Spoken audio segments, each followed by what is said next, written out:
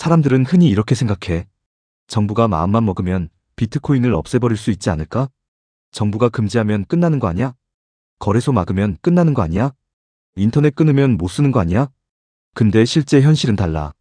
지금까지 수많은 나라들이 비트코인을 규제하려고 했고, 거래를 제한하려고 했고, 채굴을 금지하기도 했어.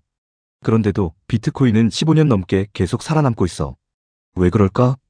그 이유는 비트코인이 기존 돈 시스템과 완전히 다른 구조로 만들어졌기 때문이야.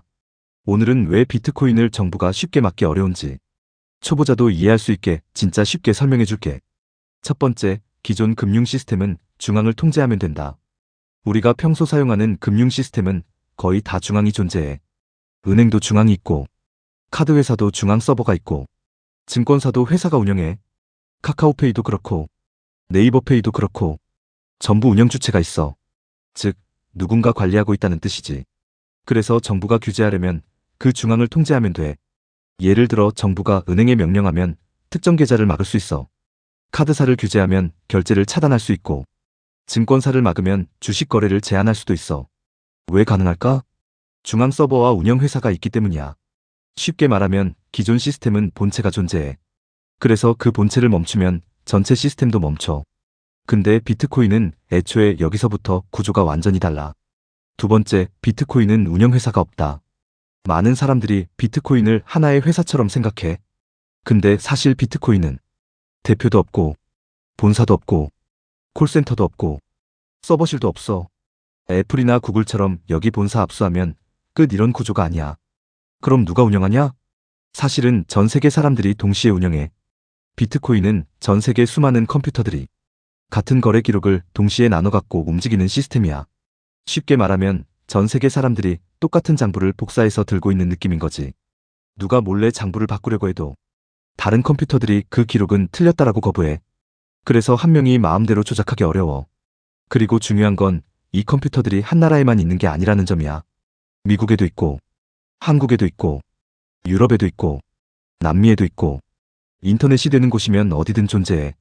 즉 중앙 서버 하나를 끄는 방식으로는 멈출 수가 없어.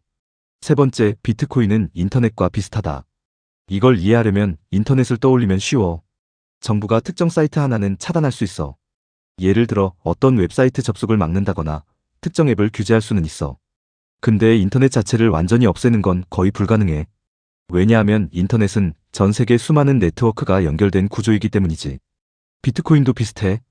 누군가 한 회사 서버를 운영하는 게 아니라 전 세계 사람들이 동시에 연결돼 있어. 그래서 어떤 나라가 비트코인을 금지해도 다른 나라에서는 계속 돌아가. 실제로 과거에도 여러 나라들이 강하게 규제한 적이 있었어. 막기도 했고, 채굴을 금지하기도 했고, 은행 송금을 제한하기도 했어. 근데 비트코인 네트워크 자체는 한 번도 멈춘 적이 없어. 왜냐하면 한 나라가 꺼도 다른 나라 컴퓨터들이 계속 작동하기 때문이야. 네 번째, 거래소와 비트코인은 완전히 다르다. 여기서 사람들이 가장 많이 헷갈려. 정부가 거래소를 규제하는 걸 보고 비트코인 끝났네라고 생각해. 근데 사실 거래소와 비트코인은 다른 개념이야. 거래소는 비트코인을 사고 파는 회사야. 업비트, 빗썸, 바이낸스 같은 곳은 전부 기업이야. 그래서 정부가 규제할 수 있어. 세금도 매길 수 있고, 계좌도 관리할 수 있고, KYC 인증도 요구할 수 있지. 이건 충분히 가능해. 근데 중요한 건 거래소가 막혀도 비트코인 자체가 사라지는 건 아니라는 점이야. 비유하면 이거야. 정부가 금 거래소를 규제한다고 해서 세상에 존재하는 금 자체가 사라지진 않아. 비트코인도 비슷해. 거래소는 입구 중 하나일 뿐이고 비트코인 네트워크 자체는 계속 존재해. 다섯 번째, 비트코인은 애초에 검열 저항성을 목표로 만들어졌다. 사실 비트코인은 처음부터 이런 문제를 해결하려고 만들어졌어. 2008년 금융위기 당시 사람들은 은행과 금융 시스템에 대한 불신을 크게 느꼈어. 은행은 망했는데 정부는 돈을 계속 찍어냈고 일반 사람들은 물가 상승을 겪었지. 그 과정에서 등장한 게 비트코인이야. 비트코인은 중앙기관 없이도 작동하는 돈을 만들 수 없을까? 라는 아이디어에서 출발했어. 그래서 설계 자체가 한 명이 통제하지 못하도록 만들어졌어. 누군가 서버 하나를 끄더라도 계속 살아남도록, 누군가 거래를 막더라도 다른 곳에서 이어질 수 있도록, 즉 애초에 막기 어려운 구조를 목표로 만든 시스템에 가까워. 여섯 번째, 정부가 정말 아무것도 못하는 건 아니다. 여기서 중요한 건 정부가 아무 힘도 없다는 뜻은 아니야. 정부는 여전히 강력해. 거래소 규제도 가능하고 세금도 부과할 수 있고 기업들의 비트코인 사용을 제한할 수도 있어. 그리고 실제로 시장 가격에도 큰 영향을 줘.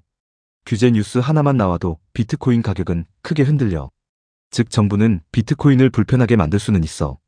하지만 핵심은 완전히 삭제하는 건 어렵다는 점이야. 왜냐하면 비트코인은 인터넷 위에 분산되어 존재하기 때문이지. 한 곳을 막으면 다른 곳에서 계속 이어져. 7번째, 그래서 사람들은 비트코인을 새로운 형태의 돈이라고 본다. 과거의 돈은 항상 중앙이 있었어. 왕이 발행하거나 정부가 발행하거나 은행이 관리했어. 근데 비트코인은 처음으로 중앙 없이 움직이는 디지털 돈을 시도한 거야. 그래서 어떤 사람들은 비트코인을 단순한 투자 상품이 아니라 돈의 역사에서 새로운 실험이라고 보기도 해. 물론 앞으로 성공할지 실패할지는 아무도 확실히 몰라. 하지만 최소한 분명한 건 있어. 비트코인은 기존 금융 시스템과 완전히 다른 방식으로 만들어졌다는 점이야. 정리해보면 정부가 비트코인을 쉽게 막기 어려운 이유는 단순해.